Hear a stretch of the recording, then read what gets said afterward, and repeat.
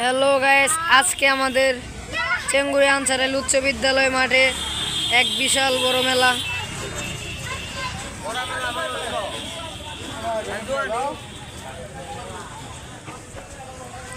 দেখতেই পারছেন অনেক রোদ, তাও কষ্ট করে ভিডিও করছি।